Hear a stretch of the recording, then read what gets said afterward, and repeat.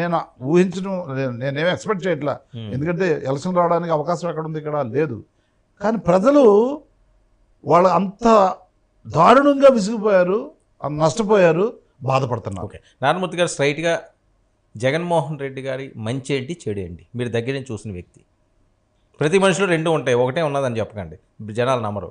ఎందుకంటే కొన్ని లక్షల మంది చూస్తారు ఈ ఇంటర్వ్యూని. మీరు చూసిన మంచి ఏంటి చెడు ఏంటి?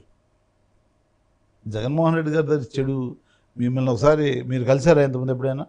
ఇప్పుడు కలిసారు కదా. ఆయన ఎంత బై హార్ట్ మాట్లాడతారు ఆయన. అది వేర్లేండి, జర్నలిస్ట్ గానే కాదు, ఎవరినా కూడా ఆత్మీయత, ఆ గౌరవం, ఆ ప్రేమ ఆయనలో కనపడదు. కలిసిన ప్రతి ఒక్కరు చెప్తారు. కలవని వాళ్ళు ఏ మాట్లాడతారు, అది వేరే విషయం. ఇక విషం జిమ్మే విష పురుగులు ఏ మాట్లాడుతుంటాయి, పచ్చ పురుగులు, అవి వేరే విషయం. కానీ ఆయన నిజానికి కొన్ని కోట్ల మందిని గుండెల్లో పెట్టుకొని ప్రేమిస్తాడు. కొన్ని లక్షల మందిని పేరు పెట్టి పిలిచి ఆత్మీయంగా పలకరిస్తారు. వర్మ గారు వచ్చారు, వర్మ బాగున్నావా, అనేక రకాలుగా అన్న అంటాడు, వర్మ అంటాడు, వర్మ గారు అంటాడు, అనేక. అంటే ఆయనకున్న చనువుతో ఆయన మనసులో ఆ ఫీలింగ్ మనం ఆయన పిలిచేటప్పుడు కనపడద్దు మనకి, నన్ను ఏమనుకుంటున్నారు లోపల అనేది. సో ఆ విధంగా ది బెస్ట్ హ్యూమన్ బీయింగ్.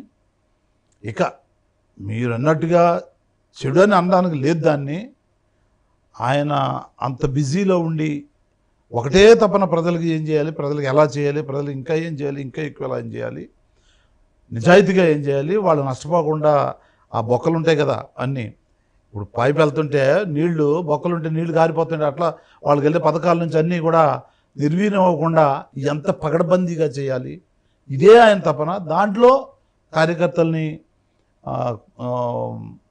ఇంతకుముందు మరీ దగ్గర అయిపోయారు. పాదయాత్రలో ప్రతి గుండెని టచ్ చేసి, ప్రతి మనిషిని, ప్రతి యువకుడిని, ప్రతి అవ్వని, ప్రతి తాతని, ప్రతి చెల్లిని, ప్రతి అక్కని టచ్ చేసిందో ఆ ప్రేమ విపరీతంగా ఆయన మీద పెట్టుకోవడం, విపరీతమైన ఎక్స్పెక్టేషన్ పెట్టుకోవడం, నేను మళ్ళీ కలవాలి, నేను మాట్లాడాలి, నేను చూడాలి, ఇట్లా పెట్టుకోవడం వల్ల ఆయన ఆ అవైలబిలిటీ, ఆ దగ్గరలో అంత దగ్గరైన వ్యక్తి.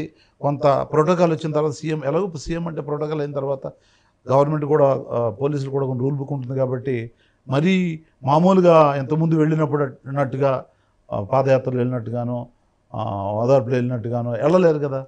సో అది కొంత ఇబ్బంది పెట్టిందా నాకు